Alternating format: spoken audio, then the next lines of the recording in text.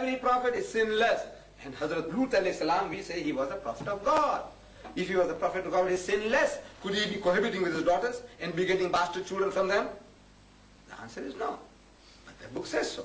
Had it not been for the Quran testifying that Lut alayhi salam was a messenger of God, would you have believed that he was a prophet? Would you? A man committing incest with his daughters? No.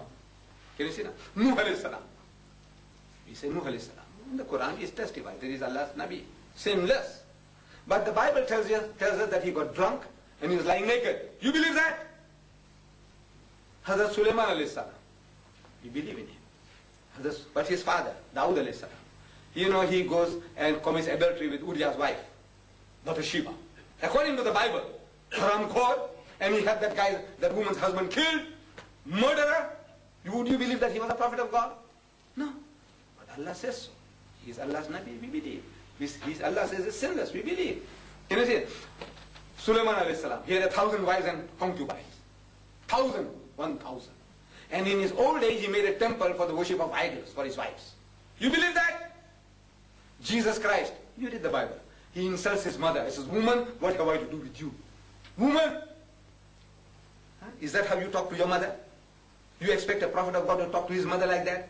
And he describes himself as a wine bibber and a gluttonous eater. And ever and again, according to the Bible, he is ever abusive to his people, the elders of his people. He says, you generation of vipers, you snakes, you hypocrites, you fools, you wicked and adulterous generation, haram khor qaum. You expect a prophet of God to talk like that? On that evidence alone, we would have rejected 100% all the prophets mentioned in the Bible. But because Allah Bari Ta'ala says, look, these were masoom, they were sinless, we accept it. We accept that they were prophets, and the stories are false. We said the stories about them are false. So similarly, about Rama, we don't know what would happen. About Krishna, he could have been a good man. Buddha, could have been a good man. But these are stories woven around. Certain personalities, exaggerated, fairy tales and all. So I would be charitable. I can't say that they were prophets. But I said, look, they could have, they could have been chosen by God, because this was long before our Nabi Karim Sallallahu Alaihi Wasallam was born. But as the stories are woven around the prophets of the Bani Israel, similar thing can also happen to the prophets of the Aryans. So from that point of view, as the stories are told to us, we say, now look, these are fabrications, additions, frills are being added, like this Hanuman fellow, Hanuman, the monkey god. See, my neighbor in Verulam, Mr. Naidu of the Divine Life Society, a little older than myself. This man, he invites me to his home for a cup of tea. As soon as I build my house, he calls me. So I go along, sit down in his library, and he had more books on religion than in the Gandhi Library in Queen Street. So when I saw all those books, and being in the Divine Life Society, I'm asking him, I says, Mr. Naidu, this Hanuman, this monkey god, I said, was he a animate creature, flesh and blood, or was he a machine, a robot? So he says, no, he was animate, something like us, flesh and blood. I said, was he alone by himself, or did he have wife and children?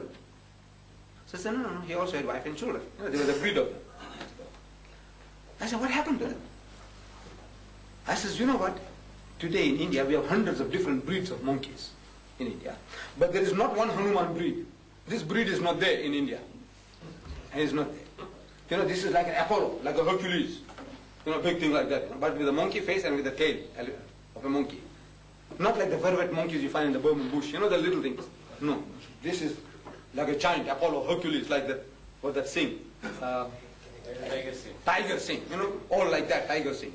You carry big rocks and put into the ocean. Those little monkeys, while they were throwing those little stones, if there were those little monkeys like the vervet monkeys, still that causeway wouldn't have been completed. So you need somebody big. So I'm asking now, what happened to them? Mr. Naidu, what happened to them? I says, we have a written history. India, 5,000-year-old. So, if a flying saucer came and took them away, it must be written somewhere. An atom bomb fall and destroyed them all, there must be something written in our history. Mr. Naidu, I want you to do me a favor. I want you to look it up for me.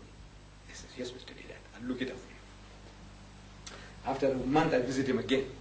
I said, Mr. Naidu, did you find anything? He said, no, not yet. I'll look for it. I said, okay.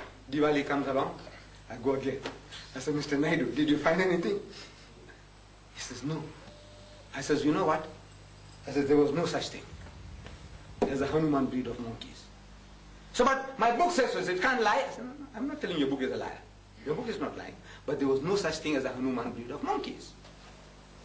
So what makes you to say that? I said, you see, if there was such a thing, they would be in the front of our eyes all the time that these are the monkey gods that help our God. Again and again, every time you see, you say, Salam, he helped our God. This guy's retrieved our wife, God's wife. You can never forget. Every time you see them, you say, these are the benefactors of our God. But there's no such thing. You know why? Because there was no such thing. But what about my book? I said, no, your book is not lying. I said, you see, I am an Aryan, my nation. We are the Aryan nation. As Muslims, this is rubbish. It comes from nothing. But to him, I said, look, my nation is an Aryan nation, the master race. And we were looking down upon your people as Vanaras. Vanaras means monkeys. Like the Afrikaner. He calls the African Babujan. So what is Babujan? Babujan means baboon. What is baboon means monkey. You ask him who's doing his gardening for you, he says the Babujan. So who's working in the mines for you, he says the Babujan. But he's talking about the poor African. He's not Babujan. Similarly, we were calling you people Vanaras. Vanaras means Vandaras. Vandaras means monkeys. You see?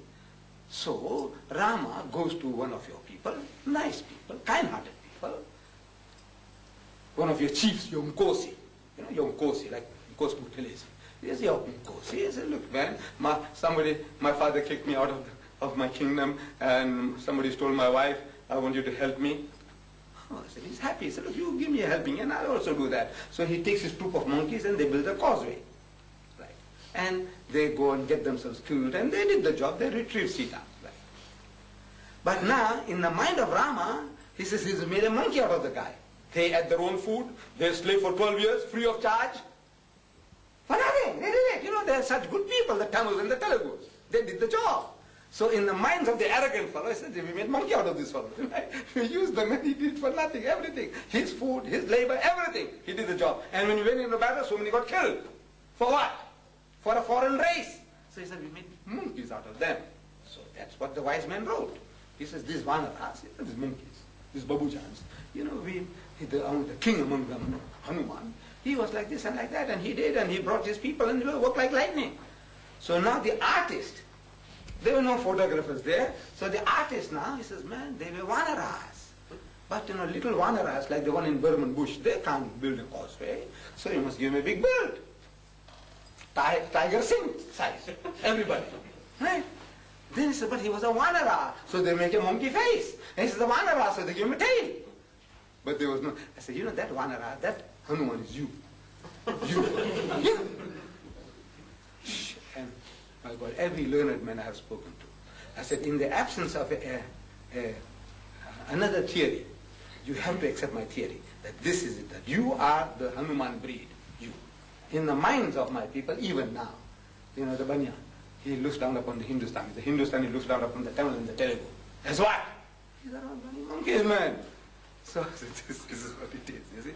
So things like this can happen. You know, over a period, you add frills and you put, you know, give the guy a monkey face and then you give him a tail, all that. But all these things didn't exist. These are the Tamils and the Telugus. Perhaps they have made monkeys out of them. Free them from that. Free them. And in freeing them is benefit for us. You're actually freeing yourself by freeing them. And once you allow them to be Christianized, I tell you, you know, the respect that they have for us. At the moment they have respect. The Hindu has respect. I'm not talking about your competitors in the lakhs. That's different. I'm talking about the ordinary man, the ordinary Hindu, the Tamil, the Telugu, the Naidu, the Pillai, the Governor, the Mudli. He has got respect for you. As soon as it's Christianized, finished. Now he wants to make nest in your head. Now he knows you're going to go to hell. At the moment the Sulla fellow is, who? Ask him. And I'm telling him, and he agrees. I said, look, ask your father, your grandfather, if he's still alive, that if he needed 5 pounds in the good old days, and there's a Hindu shopkeeper and there's a Muslim shopkeeper, who will you go to? No hesitation. He said, he'll go to the Muslim, Sulla fellow. I said, what for? Why Sulla fellow? Why did you go to the Hindu? I said, no. You know, they know. I said, the Sulla fellow is all right. He can't say no. He's got respect for you.